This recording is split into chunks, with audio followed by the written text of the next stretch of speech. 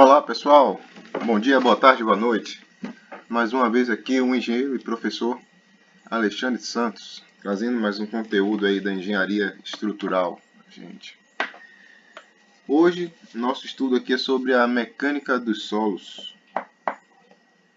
Vai ser aqui a determinação das cargas geotécnicas para dimensionamento das contenções. Ou seja, eu tenho essas duas contenções, eu vou determinar quais são as cargas que eu vou utilizar para dimensionar a contenção. Independente aí se é estaca justaposta, se é muro de arrimo, muro de gravidade, de flexão, eu vou determinar aqui quais são as cargas, os impulsos, pressões para o dimensionamento dessa contenção. Ou seja, para isso eu não estou considerando essa carga do tabuleiro da ponte, ok? Essa carga aqui veio em outra etapa, foi feita por outro fornecedor.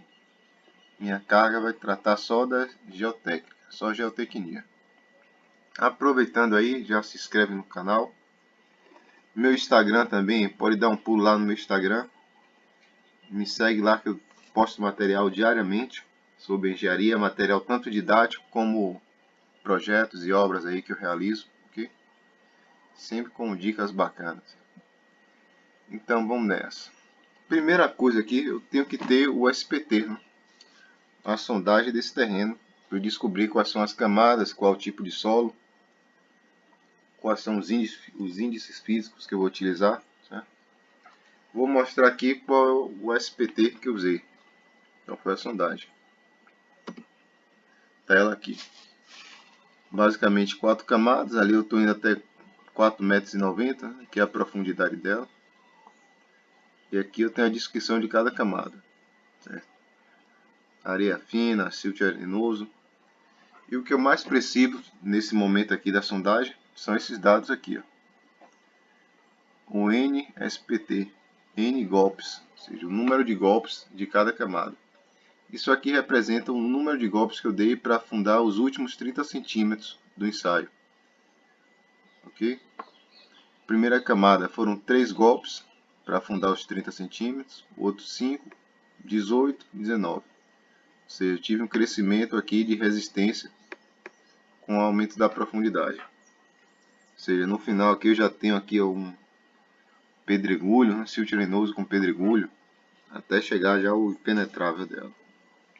Então, com base nisso aqui, eu consigo tirar os 3 índices físicos que eu vou utilizar para o cálculo das pressões e empuxos, que é o ângulo atrito interno do solo, o coeficiente de empuxo, ativo, passivo, repouso, daqui a pouco eu vou explicar o que são eles, os 3 tipos de empuxo, e o peso específico do solo, que é pela camada.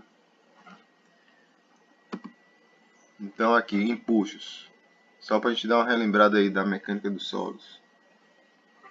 Eu tenho um empuxo ativo, o Ka, então os antigos chamam também de Kpa, o Kp, coeficiente de empuxo passivo, Ko, coeficiente de empuxo em repouso. Então, vamos diferenciar aqui o que é o passivo do ativo. O ativo é o que nós vimos na maioria dos casos aí. Eu tenho lá uma situação que eu cortei o terreno, eu vou ter aí o solo empurrando o paramento. Eu tinha um maciço, eu tirei, então a tendência é aquele solo empurrar, né, para conter aquele espaço que foi retirado dele. Então isso ali é ativo. Ou seja, ele está ativando, está dando impulsos ali, gerando tensões no meu muro. O passivo, ao contrário, é o paramento comprimindo o maciço do solo. Podemos dar como exemplo aí uma cortina de concreto atirantada, né? Aqueles tirantes aqui esticando o solo, né? Comprimindo o solo. Okay? Então seguimos. Aqui eu fiz um desenho, um resumo do perfil geotécnico ali daquela camada. O primeiro do lado esquerdo. Então a sondagem. Eu reparei que a sondagem, as duas primeiras camadas, então, os valores estão próximos. Dá uma olhada aqui, ó. 3 e 5, ou seja, o SPT está muito próximo. E aqui também 18 e 19. São valores muito próximos. Então, para não ficar 4, para simplificar o cálculo, eu fiz duas camadas. Uma camada com esses dois N's e outro com esses dois NSPT. Então eles aqui, um com NSPT 5 e o outro 19. Os outros índices físicos estão aqui: ângulo de atrito, o coeficiente, o gama, que é a densidade da camada, certo? E lá em cima, o que é esse Q aqui, essa carga distribuída? Esse valor aqui, pessoal, de 5 kN por metro quadrado, vem lá da norma 7188, que é ações e pontes. Desculpa, ações e pontes e viadutos. Isso aí chama carga de multidão. Para quem já estudou pontes aí, sabe que além das cargas do trem tipo de cada veículo, tem uma carga de multidão, que ela simula ali, né, pessoas andando naquela ponte ao redor do veículo. Então, primeiro passo, já tenho aqui a camada, já sei quem são os valores aqui de cada camada, altura, densidade. Então posso calcular minhas pressões verticais. Eu numerei aqui, ó, ponto 1, ponto 2 e ponto 3. Que são as pressões verticais no ponto 1? Eu tenho só a carga uniformemente distribuída, que é a carga de multidão da norma. Está lá no item 5 da 7188. Então no ponto 1 eu vou ter apenas essa carga aqui. Então está ela aqui, 5 kN por metro quadrado. Ponto 2. Ponto 2, eu vou acumular lá de cima o 5. E eu vou ter uma pressão aqui, ó, com essa densidade. 18 vezes a altura. É um dos princípios aí da teoria clássica de Rankine, né? Pressão vertical é o gama vezes a altura. Então está aqui, somado com a camada anterior. Desceu lá o 5 da primeira camada. Vou chegar aqui a 41 kN por metro quadrado. Essa tensão nesse ponto. Ou seja, nessa linha aqui do terreno. Ponto 3. Eu repito a tensão que está atuando aqui em cima dela, que é o 41, mais o gama. Meu gama para essa camada aqui é 19 vezes essa altura, 2,90. Então eu tenho aqui 96,1 kN por metro quadrado. É a minha pressão vertical aqui no ponto 3, ou seja, lá na base da contenção. E agora as pressões horizontais. Então chegando na horizontal. Então o que é que vai ser? Eu vou pegar a pressão vezes o coeficiente de empuxo. Tá ele aqui, o coeficiente. Então na primeira camada 5 vezes 0,3. Eu vou ter aqui minha pressão horizontal.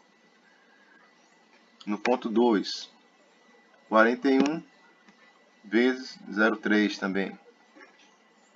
E no ponto 3, a pressão horizontal vai ficar o 96,1 vezes o coeficiente de empuxo,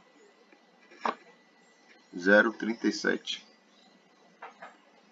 Ou seja, quer dizer que quanto mais eu aprofundo, mais a pressão horizontal aumenta. Eu tenho maiores pressões aqui. Está aqui um diagrama para resumir aí todos esses esforços, para a gente visualizar melhor como está atuando aí esses esforços na contenção. Lá em cima tem uma pressão horizontal de 1,5, ela está pequena ainda e com o aumento da profundidade ela vem aumentando. 12, 35. Agora, para melhorar o meu cálculo, para refinar mais, eu transformo essa carga distribuída numa carga concentrada. Ou seja, eu vou utilizar aqui o cálculo de áreas. Que é esse empuxo 1? É A1. Vai ser 1,5 a área desse retângulo aqui, vezes 2,90. Empuxo 2 vai ser o triângulo. Sendo que a base dele vai ser a diferença de 12,3 com 1,5. A altura é sobre 2. Então eu tenho o outro empuxo ali, lateral. E no terceiro eu tenho um trapézio aqui.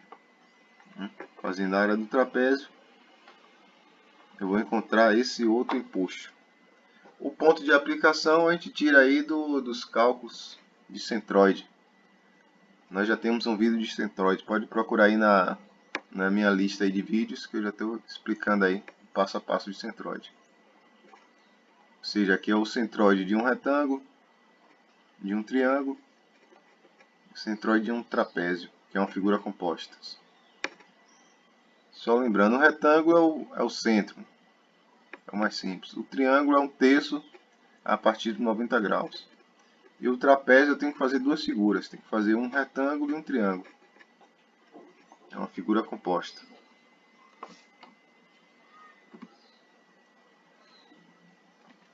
E aqui como brinde, eu trouxe aí para vocês aí como a gente descobrir o peso específico do solo de acordo com o N, o número de golpes, o NSPT. E relacionando também com o tipo de solo, se for uma areia, uma argila, certo? Geralmente gera muita dúvida, né? Quando a gente pega só o relatório de sondagem, não tem lá o peso específico. Então, com base nisso aqui, a gente consegue estimar quem é o peso específico daquele solo. Então, o que eu tinha para mostrar era isso aí. O mais importante está aqui, ó. Essas são as cargas que eu vou utilizar para o dimensionamento dessa contenção. 3 kN, 10.8 e 69.5. São as cargas aí devido ao solo, a geotecnia do solo, aquela camada de solo. Espero que tenham gostado. Dúvida, pode botar aí no comentário. E um abraço. Até mais. Obrigado.